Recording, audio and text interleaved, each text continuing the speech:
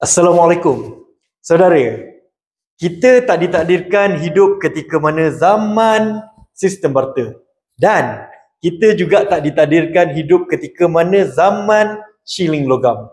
Tapi kita tahu itu ada. And kita biasa dengar, biasa tengok shilling logam lama, kepala lembu, kepala ayam, kepala rimau dan pelbagai. Jadinya revolusi kewangan ni terus menerus sehingga ke hari ini. Kalau dulu kita mungkin pernah tengok not bernilai RM1,000.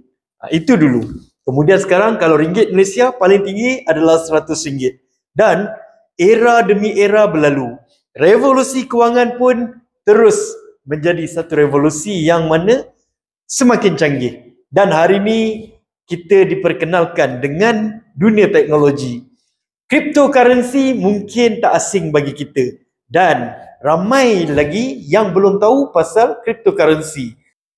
Sebab tu tuan-tuan dan puan-puan, hari ni anak-anak muda kita dah mula belajar dalam buku Ekonomi Tingkatan 4. Inilah dia buku Ekonomi Tingkatan 4. Yang mana dalam buku ni ada menceritakan mengenai revolusi kewangan.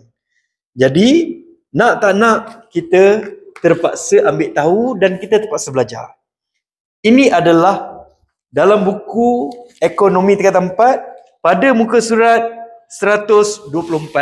Yang mana dekat sini pengenalan apa itu Bitcoin. Okey. Jadi kalau kita tengok dekat sini, Bitcoin merupakan mata wang maya atau mata wang digital yang mula diperkenalkan sekitar tahun 2008. Maknanya Bitcoin adalah mata wang yang mana hari ni kita sedia maklum. Dunia sekarang ni menggunakan digital money. Sebab itulah di Malaysia ada lebih daripada 5 exchanger yang sah di bawah Security Commission dan juga Bank Negara Malaysia, yang mana kita boleh beli, kita boleh simpan aset-aset digital. Bukan sekadar untuk berbelanja, tapi kita juga boleh bayar zakat menggunakan mata wang digital, iaitu Bitcoin, Ethereum, USDT dan sebagainya. Jadinya hari ni ilmu ni, ilmu yang mana kita kena cari sendiri. Dan tahniah buat semua tuan-tuan sekalian. Hari ni tuan-tuan sekalian berada dalam majlis ilmu mengenal cryptocurrency. Nak tak nak kita terpaksa belajar, nak tak nak terpaksa kita hadap. Sebab hari ni dunia dah mengguna pakai cryptocurrency untuk beli rumah, beli kereta, beli tanah dan berbelanja harian. Dunia cryptocurrency. Jadi satu zaman untuk kita dapatkan Bitcoin, kita kena mining. Ini satu dekad yang lalu. Orang kenal dan cukup famous nama mining Bitcoin. Dan hari ni cryptocurrency, dagangan seluruh dunia hari ni bernilai lebih daripada $3 trilion. Jadinya, apa perlu kita buat?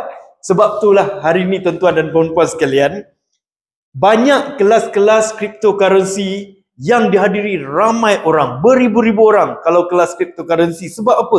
Ramai yang berkeinginan belajar macam mana nak berdagang cryptocurrency. Sebab apa tuan-tuan? Dulu satu Bitcoin yang tak ada nilai, ketika mana saya kenal pada RM200, dan hari ni bila kita duduk bersidang macam ni, nilai harga satu Bitcoin hari ni sama dengan setengah juta. Berapa? RM500,000. Jadinya macam mana kita nak rebut peluang ni? Sama ada kita belajar, pandai trade, kita boleh trade sendiri, ataupun kita guna teknologi. Dan inilah dia tuan-tuan dan puan-puan, satu teknologi baru telah muncul untuk kita memudahkan kerja kita. Macam mana teknologi ini membantu kita berdagang dengan menggunakan AI tanpa ada floating, tanpa ada risiko yang sangat tinggi. Dan kita menuai buat profit setiap hari. Jadi apakah ia? Jom kita kupas.